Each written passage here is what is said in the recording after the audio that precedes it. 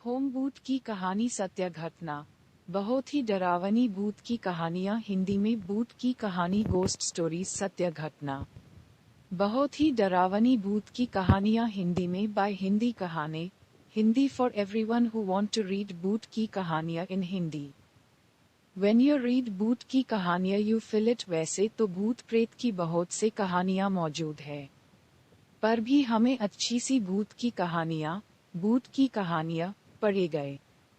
हमें ने कुछ भूत की कहानियाँ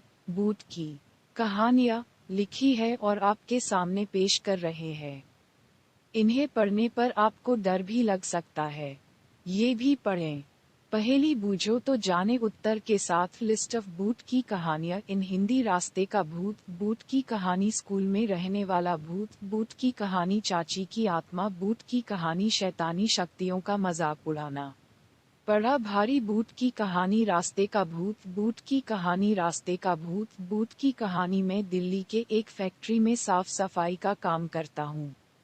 मेरा घर फैक्ट्री से 5 किलोमीटर की दूरी पर है। मेरे पास एक साइकिल है जिससे मैं अपने घर से फैक्ट्री और फैक्ट्री से घर आता जाता हूँ। एक दिन जब मैं फैक्ट्री से घर जा रहा था तो रास्ते में मुझे एक लड़की दिखाई दी और वह मुझे घूर घूर के देख रही थी। मैं उसे टालते हुए अपने घर की ओर निकल पड़ा।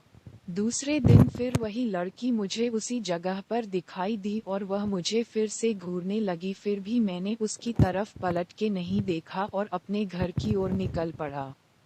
मैं उसके पास रुका भी नहीं क्योंकि मुझे उस लड़की से डर लग रहा था। वह लड़की कई दिनों तक मुझे देखती रहती थी। एक दिन वह लड़की वहां पर नहीं दिखाई दी तो मैं सोच में पड़ गया, ऐसा क्या हुआ जो वह लड़की आज नहीं आई। फिर मैं अपने घर की तरफ निकल पड़ा। एक हफ्ते बाद मेरे घर पर एक चिट्ठी आई और मुझे पता चल गया था कि यह चिट्ठी उसकी ही है। उसमें उसका नाम प्रीति लिखा हुआ था और उसमें से एक फोटो निकली थी जो कि उसी लड़की की थी। मैं चौंक गया कि उसे मेरा पता कैसे चला। उस चिट्ठी में लिखा हुआ था कि कल जब फैक्ट्री से निकलो तो जहां पर मैं खड़ी रहती हूँ वहां पर मेरा इंतजार करना। उसके दूसरे दिन मैं वहां पर पहुंच गया तो वह लड़की वहां पर नहीं खड़ी थी। मैंने काफी इंतजार किया, फिर मैं अपने घर की तरफ चल दिया और तभी मुझे याद आया कि वो जो चिट्ठी आई थी उसमें उसका पता तो होगा।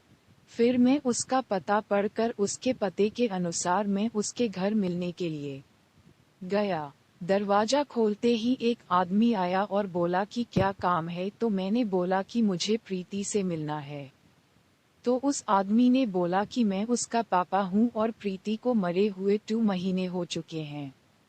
मेरे हाथ पांव कांपने लगे। मैं सोच में पड़ गया कि वह लड़की जो मुझे रास्ते में मिली थी और जिसने मुझे चिट्ठी भेजी थी वह कौन होगी।